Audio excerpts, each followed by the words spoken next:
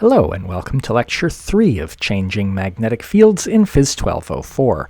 We have an informal statement of Faraday's law from an earlier video lecture. Now it's time to write down a mathematically precise statement of Faraday's law. Our informal statement of Faraday's law says that a changing magnetic flux through a loop induces a current in the loop, or equivalently, it induces an EMF around the loop. This process of producing an EMF by changing the flux through it is called electromagnetic induction.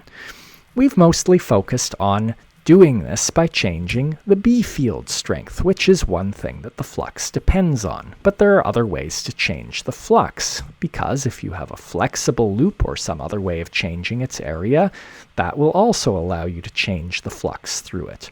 And that dot product involves the angle between the area vector and the B field, and so changing the orientation of the loop relative to the field will also induce an EMF. We now want to develop an expression for Faraday's law, and we're going to keep things simple. The easiest geometrically to analyze is the situation where we change the area of the loop. Faraday's law says that whenever the magnetic flux through a loop is changing, an EMF is induced in the loop. And so, to get a more precise form of Faraday's law, we need a direct relationship between the rate of change of the flux and the EMF. So here is our simple geometry involving a change of area of the loop. We're going to have a moving conducting rod, but this time it's in contact with stationary wire rails as it moves through this uniform B field. So I want to be clear. The gray rod is moving, but the orangish wires are not. And we can use the right-hand rule, as we have before, to see that the magnetic force on positive charges inside the rod is up. That'll cause charge separation and an EMF induced across the rod. Note that because it's in contact with these wires, no charge builds up at either end. The plus and the minus are simply indicating the high V and low V sides of this EMF across the rod. Now this looks a lot like the situation we've seen with a loop moving through a B field, but don't be fooled, because with the loop moving through the B field, there's an EMF induced at both ends.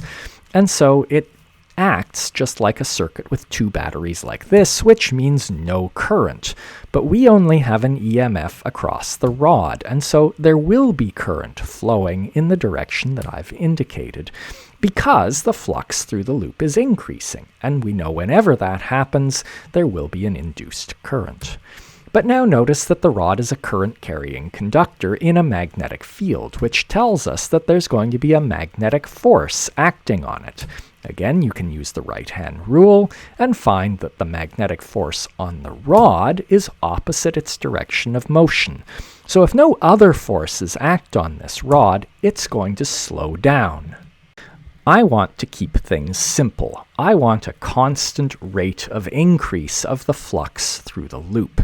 And so let's not have this rod slow down. That requires that we pull on the rod in the direction of its motion. So there's some, say, contact force by some external agent, perhaps your hand, pulling on the rod so that it moves at constant velocity. And so, for constant speed, we need the magnitudes of this contact force and the magnetic force to be equal. Let's think of our system as just the rod, and we're going to think about the work on this system. So note that the system is just the rod, it's moving at constant speed, it has no potential energy, and so the change of energy is zero, which tells us the work done by the B field on the rod and the work done by the external agent add up to zero, or in other words, one is the negative of the other. Well, look, the force by the external agent is in the direction of motion, so it's a positive work. The work by the B field is opposite the direction of motion, so that's a negative work. But all of this work is eventually going to be dissipated as thermal energy in the wires. That's not in our system, but I want to point out that that tells us the work by that external agent is the same size as the work by the B field, and that all is equal to the change in thermal energy due to resistance in the wires. And if you think of that circuit then consisting of the wires and the EMF across the rod, that tells you that the dissipation here in the wires is equal to the work done by the induced EMF, which is just the amount of charge transported through the rod times the EMF. Keep that in mind. That's going to be crucial. In particular, the fact that the work by the external agent is equal to the work by the induced EMF is going to be important to us. So we now know that this contact force has a magnitude that's equal to the magnetic force's magnitude, and since I've arranged for everything to be perpendicular, the cross product comes out easily, and here's the magnitude of that force.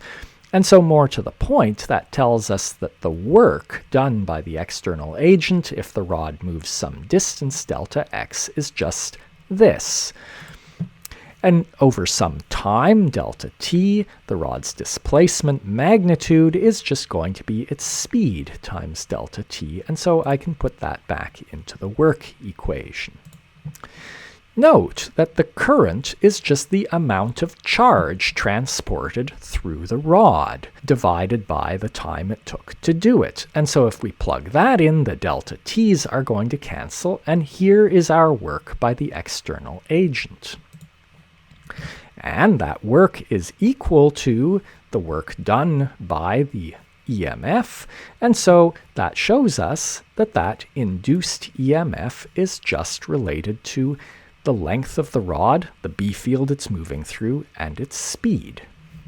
So now we've got an expression for our induced EMF, and we want to relate it to the rate of change of the magnetic flux.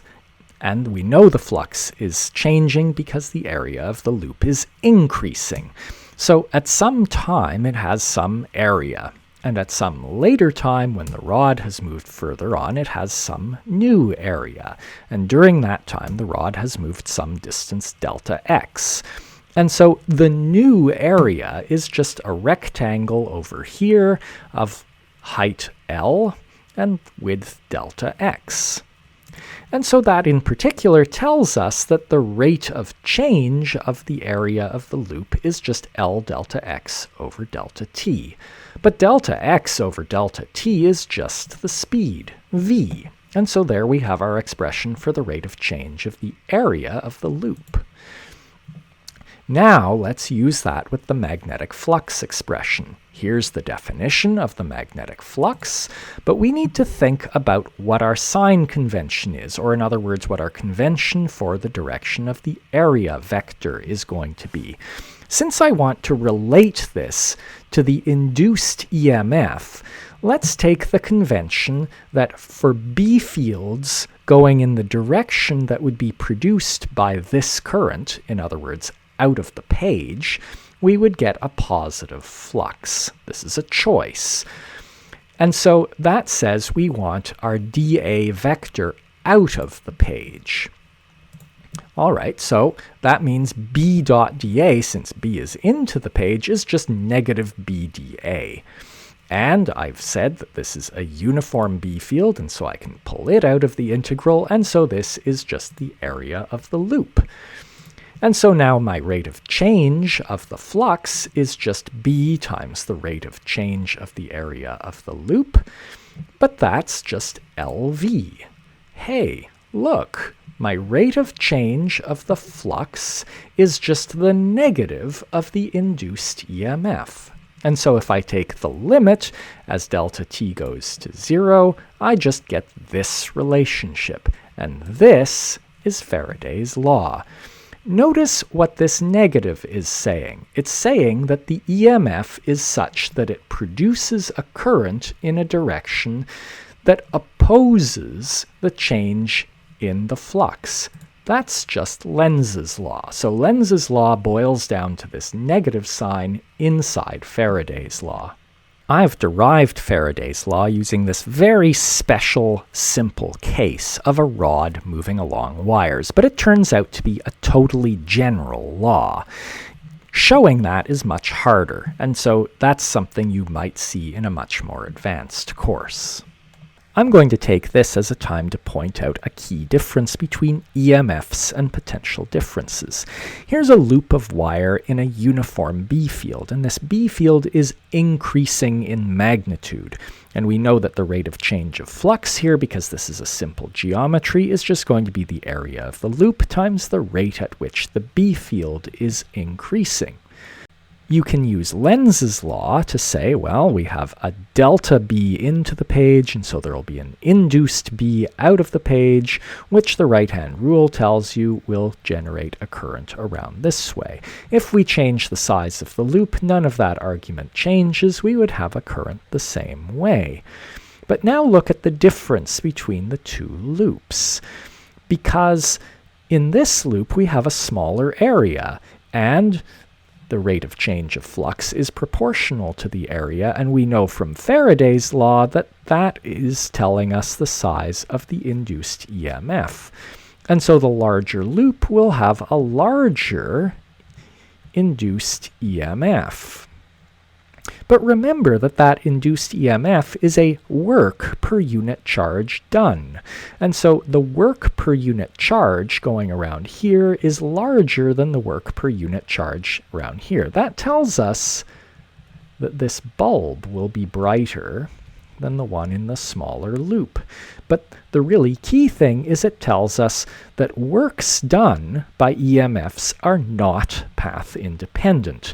And so unlike with a potential difference, we cannot define a function of position, a potential, to describe an EMF, because the work done is not path independent.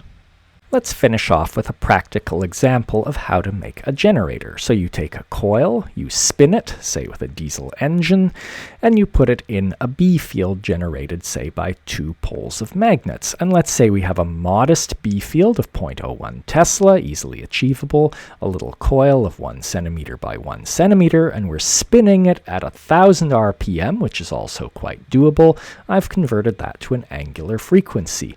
And let's figure out how many turns we need in our coil to get a reasonable EMF. So, we know that our magnetic flux is just going to be B dot A. Because all the geometry is simple, we have a flat surface and a uniform B field, except we have to do that for each turn. And so we have to multiply by our number of turns.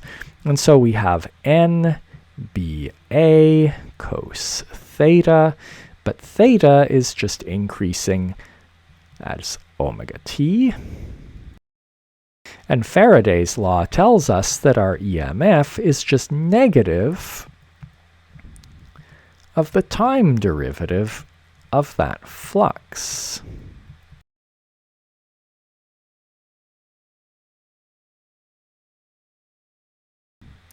So we have a fluctuating sinusoidal EMF. This will give AC current. And here it is. What's our max? Well, that's just when the sine is 1. And so our omega is 10 to the 2. Our area is 10 to the negative 4, and our B is 10 to the negative 2. And so this overall gives us an EMF that is 10 to the negative 4 volts times N.